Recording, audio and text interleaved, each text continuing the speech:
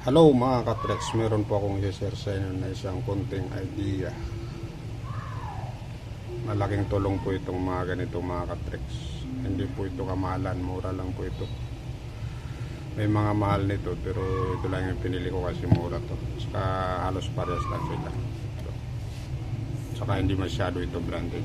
Pero malaking tulong na to, nakatulong na to sa pagbaklas ng mga LCD. Gusto mo na hindi masira yung LCD, babaklasin mo, alisin mo.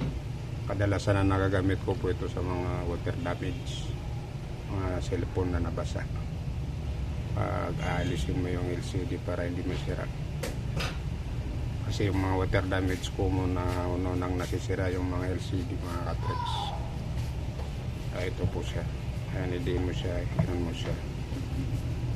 O screw mo lang po. Tintin mo lang siya, umangat na yan.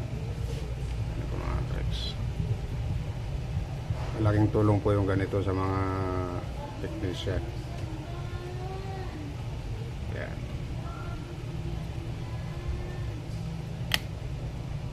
Tintin na yan, umangat.